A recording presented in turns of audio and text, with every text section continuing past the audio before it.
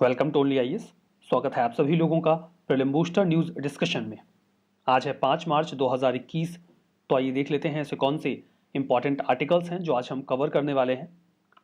उसके पहले इन्फॉर्मेशन है तेजस हार्डवर्क बीट्स डेस्टिनी। ये प्रोग्राम ऑलरेडी स्टार्ट हो चुका है। प्रीलिम्स 2021 को डेडिकेटेड है। Monday to Saturday rigorous video lectures provide करवाए जाते हैं। संडे को टेस्ट होता है।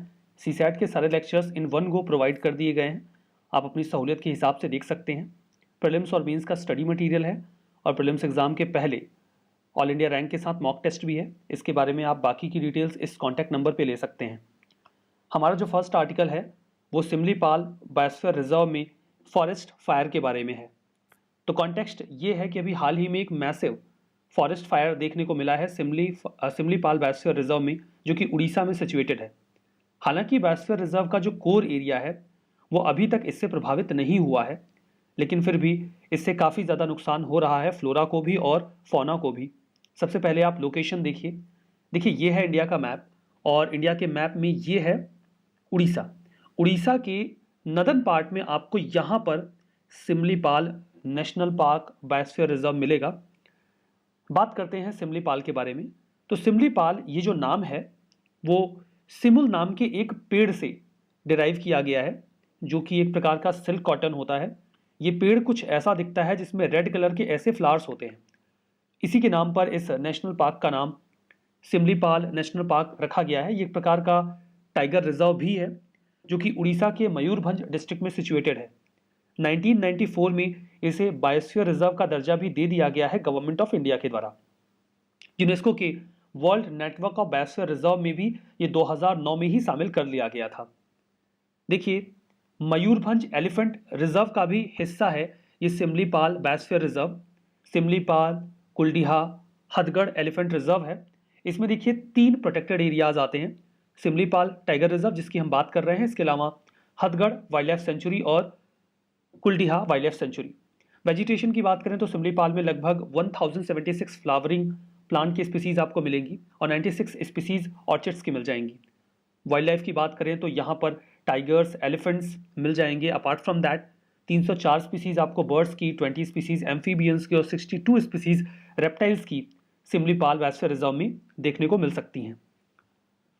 ट्राइब्स की बात करें तो यहाँ पर आपको एरेंगा, खरियास और मैनकिर्दियास ये 2 ट्राइब्स मिलेंगी जो कि अभी भी ट्रेडिशनल एग्रीकल्चरल एक्टिविटीज़ में इन्वॉल्व रहते हैं, यानी कि सीड्स और टिम्बर को कलेक्ट करते हैं। वही उनकी आजीविका का साधन है।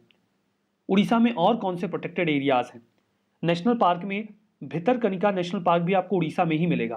कई सारी वाइल्ड लाइफ सेंचुरी हैं लाइक बद्रमा, चिल्का, हथगढ़, बैसीपल्ली, कोटागढ़, नंदनकानन, लाखरी वैली और गहिरमाथा। ये सभी वाइल्ड लाइफ सेंचुरीज आपको उड़ीसा में ही मिलेंगी। देखिए सिमलीपाल बायोस्फीयर रिजर्व में ये आग लगने का कारण क्या है, इस पर अभी कोई क्लैरिफिकेशन तो नहीं है, लेकिन संभावना ये जताई जा रही है कि अचानक से गर्मी बढ़ी है और उड़ीसा के कई सारे जिलों में जो टेम्परेचर है वो सामान्य से काफ़ी ज़्यादा चला गया। ये एक संभावित कारण हो सकता है इस फॉरेस्ट फायर के होने का। तो चलिए आगे बढ़ते हैं, देखते हैं अपना नेक्स्ट आर्टिकल। हमारा नेक्स्ट आर्टिकल सागर मंथन MMDAC के बारे में है। इसका फुल फॉर्म है mercantile marine domain awareness centre, MMDAC। अब देखिए ये MMDAC जिसे सागर मंथन भी कहा जा रहा है, ये एक प्रकार का सेंटर है जो हमें जानकारी देगा। जानकारी किस बारे में देगा? डोमेन का मतलब होता है क्षेत्र, यानी कि मरीन क्षेत्र, पानी वाला जो क्षेत्र है इंडिया के आसपास का, उसके बारे में हमें अवेयर करेगा। रियल टाइम वेसल्स को ट्रैक करेगा और अगर उन्हें आवश्यकता पड़ती है तो उनकी मदद भी करेगा। एक प्रकार का मैरीटाइम इंफॉर्मेशन सिस्टम है। अभी तक आपको स्पष्ट हो गया होगा। इससे मैरीटाइम सेफ्टी बढ़ेगी। लाइक हमें पता है कि 2008 में जो मुंबई में अटैक हुआ था वो मैरीटाइम रूट्स का सहारा लेकर ही किया गया था। सर्च और रेस्क्यू कैपेबिलिटी इंडिया की बढ़ेगी। सिक्योरिटी और जो मरीन इन्वायरमेंट का प्रोटेक्शन है उसमें भी इससे मदद मिलेगी। इसे ऑपरेट किया जा रहा है डायरेक्टर जनरल ऑफ शिपिंग के द्वारा। यहाँ पर देखिए अगर हम आगे बढ़ते हैं तो फंक्शंस की बात करें तो ये रियल टाइम वेसल की ट्रैकिंग करेगा। 1000 किलोमीटर जो इंडिया की कोस्ट लाइन है, इसके आसपास जो इंडियन वेसल्स हैं, एट द सेम टाइम जो फॉरेन वेसल्स हैं, ये उनको भी ट्रैक करता रहेगा। किसी अन्य देश को अगर इस संबंध में कोई इमरजेंसी पड़ती है तो इस इंफॉर्मेशन का हम इस्तेमाल करके उन्हें भी मदद दे सकते हैं। जो भी इंफॉर्मेशन हमें इस सेंटर से मिलेगी उसे श्रीलंका और मालदीव्स के साथ शेयर भी किया जाएगा। तो ये सारी बातें सागर मंथन MMDAC के बारे में। हमारा next article freedom in the world 2021 report के बारे में है। Freedom in the world 2021 report ने अभी हाल ही में इंडिया का जो स्टेटस है उसे फ्री से घटाकर पार्टली फ्री कर दिया है। मतलब भारत अब पूरी तरीके से स्वतंत्र देश नहीं है, रेदर आंशिक रूप से स्वतंत्र देश है। इसका मतलब ये बिल्कुल नहीं है कि अंग्रेजों का शासन अभी भी भारत में चल रहा है। यहाँ पर बात सिविल और पॉलिटिकल लिबर्टी की हो रही है, उसके बेसिस पर फ्रीडम को यहाँ पर इवेल्युएट किया जाता है। तो ये इवेल्युएशन करता कौन है, इस रिपोर्ट को कौन पब्लिश करता है? यूएसए का एक थिंक टैंक है जो इसे पब्लिश करता है, जिसका नाम है फ्रीडम हाउस। इसे यूएस की गवर्नमेंट जो है उसे फंड करती है। 1941 से ही ये डेमोक्रेसी को लेकर अपना इवेल्युएशन एंड ट्रैकिंग करते रहे हैं। इस रिपोर्ट में रियल वर्ल्ड राइट और फ्रीडम को इवेल्युएट करने की कोशिश की जाती है कि वास्तव में स्थिति क्या है। ध्यान दीजिए, ये सरकार या फिर सरकार के परफॉर्मेंस को ह्यूमन राइट के मामले में इवेल्युएट करने की कोशिश बिल्कुल नहीं करते। इनका मुद्दा सिर्फ वहां की जो सिचुएशन है उसको इवेल्युएट करना होता है। जो 2021 का एडिशन रहा, इसमें 195 कंट्रीज को इवेल्युएट किया गया। At the same time 15 territories को भी इवेल्युएट किया गया। ये इवेल्युएशन जनवरी 1, 2020 से 31 दिसंबर 2020 के समय के दौरान जो कुछ भी सिचुएशंस रही हैं उसके बेसिस पे किया गया है। स्कोर्स देखिए, लार्जली दो मुद्दों पर दिया जाता है। पॉलिटिकल राइट इंडिकेटर, जिसमें किसी कंट्री का इलेक्टोरल प्रोसेस क्या है, फेयर है कि नहीं है। पॉलिटिकल प्लूरलिज्म कैसा है। प्लूरलिज्म का मतलब होता है बहुलवाद, मतलब यह है कि उस देश में एक से अधिक मतों का समन्वय है कि नहीं है, अलग अलग थॉट प्रोसेस कन्वर्ज होते हैं कि नहीं है। पार्टिसिपेशन लोगों का कैसा है, गवर्नमेंट कैसे काम करती है, ये सारी चीजें पॉलिटिकल राइट में डिसाइड की जाती हैं या फिर इवेल्युएट किया जाता है। फिर बात आती है सिविल लिबर्टीज की। इसमें freedom of expression and belief को देखा जाता है। एसोसिएशन और ऑर्गेनाइजेशन बनाने का जो राइट है उसे इवेल्युएट किया जाता है। Rule of law, personal autonomy और इंडिविजुअल राइट को भी इवेल्युएशन में लिया जाता है। इसी के बेसिस पे कंट्रीज को 3 कैटेगरीज में डिवाइड किया जाता है, फ्री, पार्टली फ्री और नॉट फ्री। तो इंडिया का क्या स्टेटस है? इंडिया को जहां लास्ट ईयर 83 रैंक दी गई थी, इस साल इसे घटाकर 88 कर दिया गया है। इसमें वो 100 में स्कोर देते हैं, तो जो स्कोर हमारा पहले हुआ करता था 71 आउट ऑफ 100, वो घटकर 67 हो गया है। इस लिहाज से इंडिया को फ्री की कैटेगरी से निकालकर पार्टली फ्री की कैटेगरी में डाल दिया गया। चाइना को नॉट फ्री कैटेगरी में रखा गया है और उनका स्कोर 100 में से 9 है, जो कि काफ़ी कम है। हमारा next article contempt of court के बारे में है। सिरसिला, जो कि तेलंगाना का एक डिस्ट्रिक्ट है, वहाँ के कलेक्टर और उनके 2 सबॉर्डिनेट्स को अभी 3 महीने जेल की सज़ा सुनाई गई है तेलंगाना हाई कोर्ट के द्वारा। उनके ऊपर कंटेम्प्ट ऑफ कोर्ट का आरोप लगा था, जो साबित हुआ। एक्चुअली में आपने कालेश्वरम इरिगेशन प्रोजेक्ट का नाम सुना होगा। उसके तहत एक रिजर्वायर बन रहा था जिसमें कई सारे किसानों के घर डूब गए। कोर्ट ने आदेश दिया था कि उनको कॉम्पनसेशन दिया जाए, लेकिन उन्हें कॉम्पनसेशन मिला नहीं। तो उन्होंने कोर्ट में प्ली करी, जिसके बाद कलेक्टर और उनके सबॉर्डिनेट्स को तलब किया गया कि आप बताइए ऐसा क्यों हुआ। तो उन्होंने कोर्ट को गुमराह करने की कोशिश की कि इनके घर डूबे ही नहीं हैं, जबकि ये साबित हो जाता है कि उन किसानों के घर डूब गए थे। ऐसी कंडीशन में उन्हें कोर्ट को गुमराह करने के साथ साथ कोर्ट का आदेश ना मानने के तहत कंटेम्प्ट ऑफ कोर्ट के चार्जेस में ये सजा सुनाई गई। कंटेम्प्ट ऑफ कोर्ट के बारे में बात करें तो कंटेम्प्ट ऑफ कोर्ट एक्ट 1971 2 तरीके के कंटेम्प्ट ऑफ कोर्ट की बात करता है। पहला सिविल कंटेम्प्ट। सिविल कंटेम्प्ट का मतलब यह है कि कोर्ट के किसी judgement, decree, direction, order, writ या फिर किसी भी अदर प्रोसेस को जानबूझकर डिसओबे करना, ना मानना, विलफुली ब्रीच करना। क्रिमिनल कंटेम्प्ट का मतलब यह होता है कि कोई ऐसा डॉक्यूमेंट पब्लिश करना जो कि कोर्ट की अथॉरिटी को लोअर करता हो, या जुडिशियल प्रोसीडिंग में इंटरवीन करना, जस्टिस का जो एडमिनिस्ट्रेशन है उसे ऑब्स्ट्रक्ट करना, रोकना। इन सभी केसेस में क्रिमिनल कंटेम्प्ट लगता है। इन जनरल अगर क्रिमिनल कंटेम्प्ट केस लगाना है तो अटॉर्नी जनरल की प्रायर परमिशन रिक्वायर्ड होती है। हालांकि प्रशांत भूषण केस में कोर्ट ने यह क्लियर किया था कि आर्टिकल 129 के तहत वो सुओ मोटो कॉग्निजेंस ले सकते हैं, यानी कि स्वतः संज्ञान ले सकते हैं। सिविल कंटेम्प्ट में इस प्रकार की किसी प्रायर परमिशन की रिक्वायरमेंट नहीं होती। 2006 में कुछ अमेंडमेंट किए गए कंटेम्प्ट ऑफ कोर्ट एक्ट में, जिसमें कुछ सहूलियतें दी गई कि अगर कोई व्यक्ति ट्रुथ को डिफेंड कर रहा है, गुड फेथ में काम कर रहा है, कोई इंफॉर्मेशन जो पब्लिक डोमेन में जुडिशरी के बारे में रिक्वायर्ड है वो पहुंचा रहा है, और वो इसे एज ए डिफेंस, अगर कोई आरोप लगाता है कंटेम्प्ट ऑफ कोर्ट का और वो इसे एज ए डिफेंस इस्तेमाल करते हैं, तो वो कंसिडरेबल होगा। एट द सेम टाइम अगर कोई जुडिशरी की एडमिनिस्ट्रेटिव इनकैपेसिटी की बात करता है तो वो कर सकता है, लाइक केसेस बहुत ज़्यादा पेंडिंग है, प्रोसेस काफ़ी धीमा है, ये सारी बातें कोर्ट के बारे में की जा सकती हैं। इसे कंटेम्प्ट ऑफ कोर्ट के दायरे में नहीं रखा जाएगा, ऐसा 2006 के अमेंडमेंट में कहा गया। तो पनिशमेंट केवल उस कंडीशन में दी जाएगी जब कोई बहुत अधिक स्तर पर इंटरफेयर करे या इंटरफेयर करने का इरादा रखता हो कोर्ट्स ऑफ जस्टिस में। एक बात मैं आपको और बताना चाहूंगा जो यहाँ पर मेंशन नहीं है, कंटेम्प्ट ऑफ कोर्ट के चार्जेस में सजा सुनाने का प्रावधान केवल सुप्रीम कोर्ट और हाई कोर्ट के पास ही है। सबऑर्डिनेट कोर्ट के पास यह अधिकार नहीं होता है। तो क्या आप सबऑर्डिनेट कोर्ट की बात मानने से इनकार कर सकते हैं? ऐसा बिल्कुल नहीं है। अगर आप किसी सबऑर्डिनेट कोर्ट की बात को मानने से इनकार करते हैं तो उस संबंध में कंटेम्प्ट ऑफ कोर्ट के लिए सजा रिस्पेक्टिव हाई कोर्ट ही देगा। सजा 6 महीने तक की जेल हो सकती है, 2000 तक का जुर्माना हो सकता है या दोनों हो सकता है। कंटेम्प्ट ऑफ कोर्ट को हमारे कॉन्स्टिट्यूशन में डिफाइन नहीं किया गया है, रैदर इसके डेफिनेशन के लिए कंटेम्प्ट ऑफ कोर्ट एक्ट 1971 लाया गया था। कॉन्स्टिट्यूशन में आर्टिकल 129 सुप्रीम कोर्ट के लिए, जबकि आर्टिकल 215 हाई कोर्ट के लिए कंटेम्प्ट ऑफ कोर्ट के प्रावधान करता है। ये सारी बातें कंटेम्प्ट ऑफ कोर्ट के बारे में। हमारा next article anti dumping duty के बारे में है। यूएस का जो डिपार्टमेंट ऑफ कॉमर्स है वो भी तैयारी कर रहा है कि वो 18 देशों के एल्यूमिनियम सीट एक्सपोर्टर्स के ऊपर, जिसमें इंडिया भी शामिल है, एंटी डंपिंग ड्यूटी इंपोज करेगा। क्योंकि जो डोमेस्टिक एक्सपोर्टर्स हैं वो सब्सिडीज के वजह से अपना सामान सस्ते दामों में अमेरिका में डंप कर रहे हैं। बात करते हैं डंपिंग के बारे में।